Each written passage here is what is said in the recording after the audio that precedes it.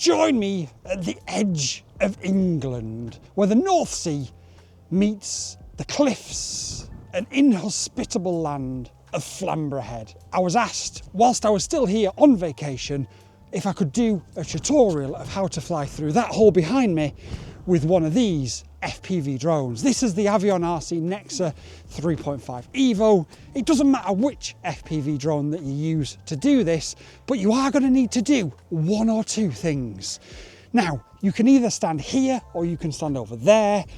Ultimately, you need a clear line of sight, not only for your spotter to be able to see the drone, but for your controller and for your antennas to be able to see the drone as well. You're also going to need to keep an eye on your telemetry data, specifically your dBMI values and also your LQ values. There is no one size fits all answer for when am I going to fail safe? When should I turn back? What should I do? There is a few different answers, and what I'm going to do as I'm talking now, I'm going to put them on the screen here so that you can see roughly, depending on what setup you're using, as to what roughly values that you need to keep your eye out for when it's about to sort of get a little bit dicey. But ultimately, as long as you're facing where you're going and your controller and your goggles can see your drone, and by see it, I mean have a clear line of sight to it, you'll be fine. Now, the best thing you can do is turn around and face directly to where that hole is. Point your antennas in that direction of both your goggles and obviously your controller as well. Now, depending where you are in the world, depends on what the legal limit is that you can set your goggles and your controller to. My advice is you set it to whatever the legal maximum is, because that cliff, as an example, is extremely thick. And once you go through the other side, you're going to need to get this drone back up in the air as quick as you can to regain that signal. You are going to have a little bit of latency with DJI, or a little bit of breakup if you're flying analog or HD0. However, in the main, I didn't have any sort of problems. But that said, it's going to be very easy for there to be problems, so be aware of that. Make sure you've got a GPS. The reason I say that, and I'm going to pan around while I say this, I flew from that cliff over there to this cliff here a few years ago, and I fail-safed about 5 or 6 times for no apparent reason. So even though you might have visual line of sight with your equipment and your spotter, things can happen. Imagine making it through the whole of the cliff back there, only to then lose signal because you're on the other side and your drone drops in the water. You're never retrieving it. It's the North Sea. That drone will be gone, and gone for good.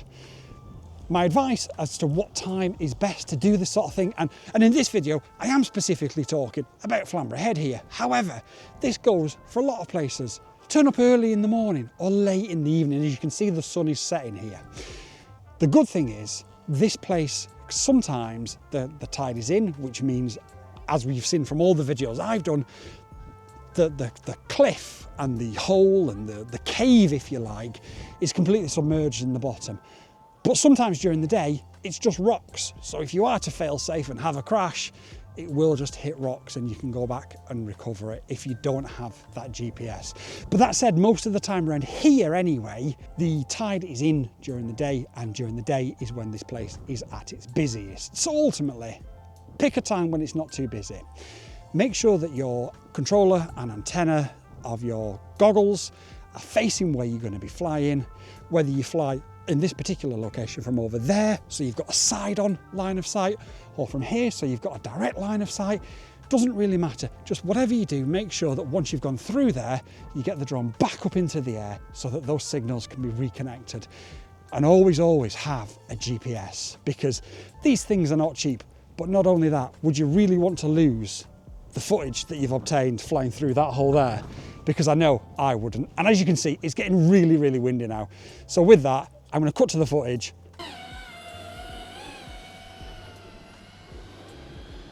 I'm facing it. Yeah, you're facing the cliff.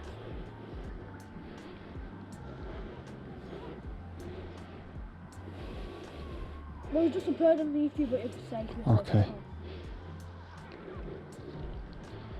So as you go through the cliff, just don't hang around, get through it, and then maybe into a power loop like that. Do not disarm it because if you do it will go in the water. It will. But you've got GPS. And that is how you do it, basically.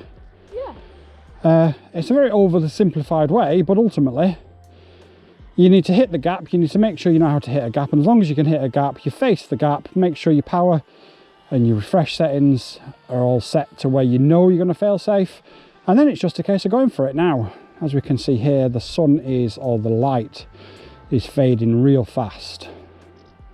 We've got a lovely sunset over there.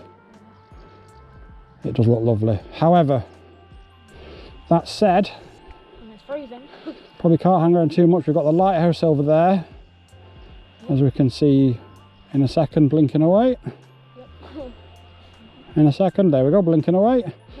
And we probably won't be able to go high enough to see the drinking dinosaurs from this angle, but this is North Landing in Flamborough, and it's stunning. Now, we've lost so much light, I don't think I'm going to go through it again, I've got to be honest. We'll have a quick look. In fact, let me come back and land, and just up my ISO settings, and then we'll do one more. Because it won't disarm, and you won't disarm it. Oh, I'm sure it just lightened over the ceiling. So again, line it up, stay as calm as you can, make sure that everything's working properly, and then just hit that gap, and then get that drone back up into visual line of sight of your spotter and your RF and RC signal. And it's literally as simple as that. Now, I'm pretty sure we saw thunder and lightning out there. Over there in that bank of clouds. As I took off, I'm sure it lightened. Now over there we've got a storm coming as well, so it's going to be very interesting how this evening goes. Hopefully we can grab some more flights before the end of our vacation. It's mid-July. The weather's been, as you can see, quite lovely. Well, right now, if the clouds get like darker, it's going to like kind of look like it's a tornado. Yeah. It kind of does look like a tornado at one place. But the wind is definitely picking up. Tornado? Coincidence, I think. And that is how to fly through a gap in a cliff, having the right settings and making sure that you don't lose signal and you don't lose video. Now, so there we go. We flew with the AvionRC Nexa through there, and it was all done safely, legally and sensibly. It's as easy as that. If you've got any more questions whatsoever, please do drop them in the comments down below. But if you ever do come to a place like Flamborough Head here, I'd highly recommend you fly it. My advice though is this place gets really, really busy. As you can see, the sun is setting and we're here in the evening. My advice to you is twofold. Come early morning or late in the afternoon / early evening. And if you park on this particular car park, the North Landing car park, bear in mind that it's now changed to car parking 24 hours a day. It used to, you didn't need to have to buy a ticket after 6 p.m. I got a £100 fine. So just bear that in mind. Anyway, I'm gonna go and fly some more. Peace out.